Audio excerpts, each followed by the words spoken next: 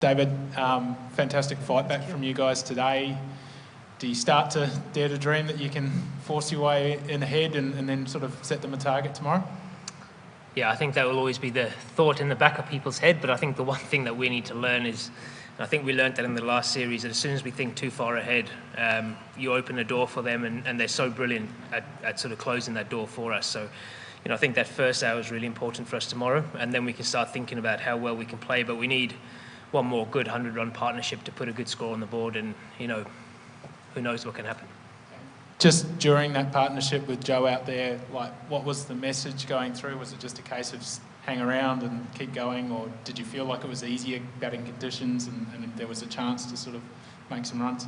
Well, I think the one thing we spoke about as a unit is that we don't want to go into our shells. If they bowl good balls, respect it, and if they bowl bad balls, make sure we still have the intent to score. I think we got away with it a little bit, or I definitely did, a few drops short and so on during the game. I think the wicket's definitely changed from when we batted on it first innings. It's definitely hardened up a little bit, and there's a few more divots. But I think there's that big period now before that second new ball, and that second new ball, that's going to be crucial for them, and hopefully we can counter that. David, hi. Just, how much of the planning or how much planning has there been about getting these Australian fast bowlers to come in and bowl their third and fourth spells, considering they haven't played much Test cricket and maybe aren't as seasoned to do that? Yeah, I think they're in the same boat as what we are. All their big quicks coming from the World Cup, bowling 4 over spells, been in quarantine, been a bit of weather around, not being able to get a good quality warm-up game in. So I think they're in the same boat as what we are. I think we know that looking at our fast bowlers and speaking to our fast bowlers, if we could, drag it out as long as we possibly can and get them into their 4th, 5th spells, that it might be slightly easier. It's never easy playing against these guys. They're fantastic bowlers. They keep coming all day long and challenge you in different ways. But yeah, just because of the lack of game time, the longer we can drag it out, hopefully, it plays in our hands. And you just mentioned the divots on the pitch. There were, I think, a couple in the morning. Are there more now? And a couple kind of jumped at you when they're bowling from this end. Has batting kind of gotten more difficult as they were? It's just got a little bit more inconsistent, I think, just with the divots. There's really big divots in the wicket. It's still coming through really nicely, but it's just slightly too paced. One ball comes quicker than the other one, and the odd one will hit the back of a divot and just bounce a little bit more. So it's just a little bit tougher to judge the bounce of the ball. But yeah, apart from that, it seems like a normal Gabba wicket. There's a little bit of turn, and I can see it turning more as the game goes on as well. Obviously, a lot of the technologies fail in this test. Has that been much of a talking point out there? And also, I guess with you all, it was a bit of a contentious moment when you were out there. There was no snicko available. Obviously, a hotspot seemed to show that there was no hotspot. The Aussies were maybe a bit funny about that. I didn't even know there was no snicko until that thing. I didn't hit it. I missed it by a mile, so it wouldn't have made a difference either way. In that case, there might have been a different one somewhere else, but that one was all right. I got away with that one. I didn't hit that one. Okay, we'll take some on Zoom. Rory Dollard, and then we'll go to Will McPherson. Go ahead, Rory. David, well batted. You've had great success in T20 cricket, David. I just wondered, does this feel that much more satisfying, pitting yourself against sort of the best attack in the world for 3-4 hours and really putting in the hard yards? Yeah, look, Test cricket's the pinnacle for me. I think you can do as well as you want in T20 cricket and 50-over cricket and whatever format, but you're judged a lot by your Test career at the end of it. So to come to Australia, which is, after India where it turns a lot, to come on these bouncy wickets against quality fast balls, that's the test, especially for us in the Ashes series, which is the biggest series of our sort of calendar, if you want to put it that way. So to come out here and get some runs here against this really good attack is obviously satisfying, but the job isn't done yet. Just by getting an 80 doesn't mean that you've suddenly made it. It's hopefully scoring a big 100 that will potentially change the game. Let's go to Will McPherson and Stephen Shelmit.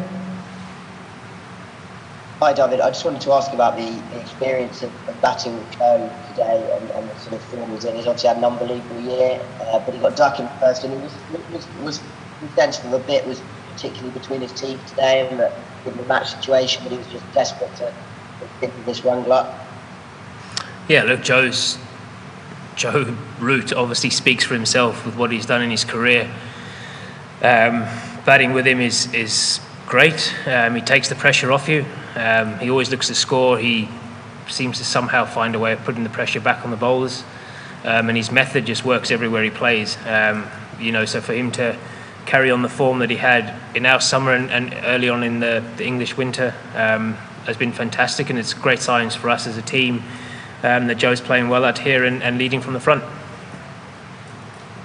Okay, Stefan, one each, then George, and then we'll go to Izzy. Go ahead, Stefan. Hi, Dawid. Well batted.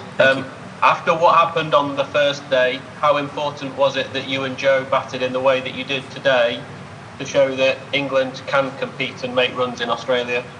Yeah, vitally important. The first innings was obviously a disappointment. I think we hold our hands up that we weren't good enough in that innings. Whether the wicket did a little bit or not, we're better than being bowled out for 140. So for us to come in after sort of a day and a half of hard fielding and to do what we did here today was fantastic, but that's only half the job done. We need another 250, 300 runs tomorrow to put ourselves in a good position. George, please. Thank you. Well played, David. Thanks, do you George. fear that they... George, I've lost you. Just lost Sure. you there. Do you fear that days like this have passed you by, that they've gone? Oh, playing Test cricket, definitely. I thought I would never play another Test again. So I actually said to Rooty when we were on 40 or 50, we were both similar scores. I said to him that the Barmy Army was singing and what have you, and I said to him, look, I've really missed this. I've missed getting my head, or someone trying to blow my head off all the time, and the crowd going, and your adrenaline going, and playing against the best bowlers going around. Test cricket's the pinnacle. So to be able to stand out here wearing an England shirt is, so proud to do that, and especially to do it here at the Gabba, in front of everyone. It's good fun. It's really good fun. Okay, Izzy Westbury, then we'll finish with Dean Wilson. One each, please. Dawid, a slightly weird one. Rory Burns almost always finishes the first ball when he opens batting, but today he didn't. Was that decided before he went in, or do you know why Hasib decided to open on this occasion? Yeah, as far as I'm aware, openers share the sharing of the first ball. So whoever takes it first innings will probably not take it second innings unless someone has a real preference of it. So, that's how I see it. That's how it's always worked. Some guys really do like it and they'll be adamant they want it, and other times they share it. So it'd be interesting to see if, the other games that these guys have opened the batting together, if they've done that or not. But that's, from what I understand, that's how they usually do it, or openers usually do it. Okay, Dean Wilson, last one, please. Hi, David. Well batted. What was the conversation like in the dressing room after the Australian innings finished? It's one thing to kind of have such a mountain in front of you. How are you kind of trying to deal with how you're going to approach it as a batting unit? Well, I think we spoke this morning and making sure that we go out and express ourselves. The last thing we want to do is just be sitting ducks and go out and not score. So the chat this morning was, if we do get a chance to bat, to go out and play the way we want to play, be as positive as we need to be. If they bowl you good balls, defend it, but if they bowl you bad balls, make sure that we still have the intent to score. But there wasn't really much chat. I think, after what we did in the first innings, we almost needed to park that and put that aside, and this needed to be a fresh innings. I know it's really, probably poor of me to say that in a Test match that we started that badly and you just need to park it, but the only way forward in this Test was to actually forget what happened in that first innings, move forward and hopefully put the things in place that we've practiced so hard on in those quarantine periods, and actually put them into practice in the game. That was the key for us.